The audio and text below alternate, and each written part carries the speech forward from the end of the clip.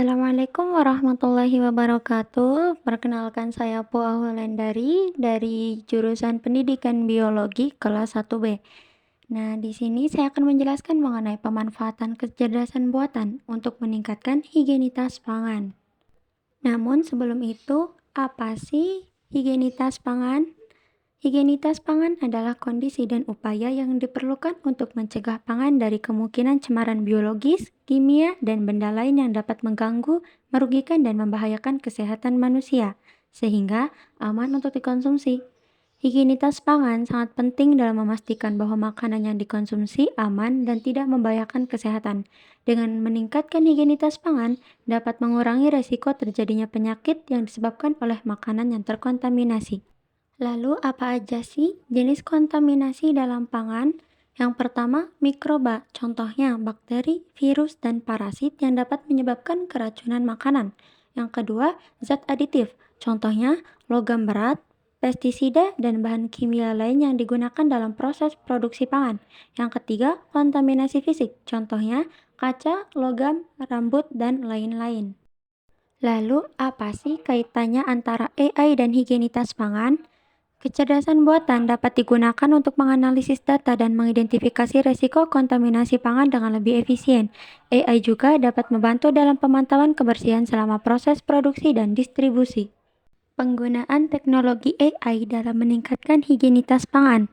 Teknologi AI dapat digunakan untuk mempercepat pendeteksian kontaminasi pada makanan dan memperbaiki kualitas pengujian makanan, serta mengurangi tingkat produksi bahan kimia dalam pengolahan makanan. Salah satu teknologi AI yang digunakan untuk higienitas pangan yaitu electronic nose. Berikut contoh pemanfaatan AI untuk meningkatkan higienitas pangan.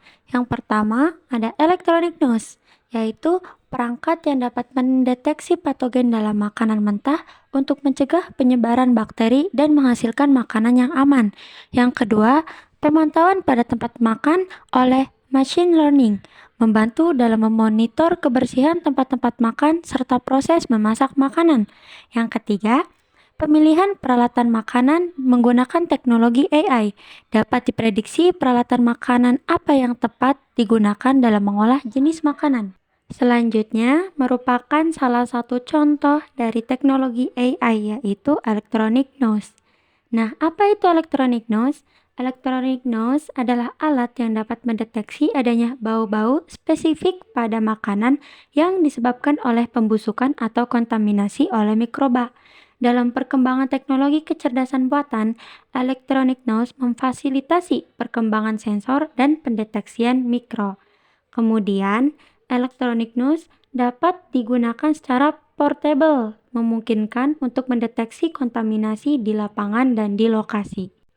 Di samping hebatnya teknologi AI sekarang ini, ada tantangan dalam mengimplementasikan kecerdasan buatan pada bidang pangan.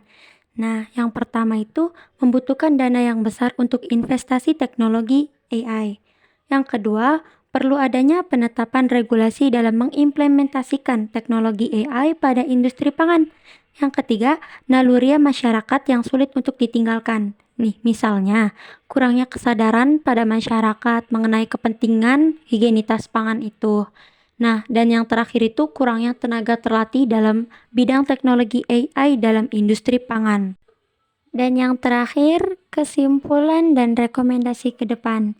Kesimpulannya, kecerdasan buatan dapat berkontribusi positif pada peningkatan kualitas dan kesehatan pangan serta mengurangi keracunan makanan. Untuk rekomendasinya, penggunaan kecerdasan buatan dalam produksi makanan perlu diimplementasikan dengan hati-hati dan efisiensi, termasuk oleh regulator pemantauan pangan nasional dan internasional. Sekian materi yang dapat saya sampaikan, kurang lebihnya mohon maaf. Wassalamualaikum warahmatullahi wabarakatuh.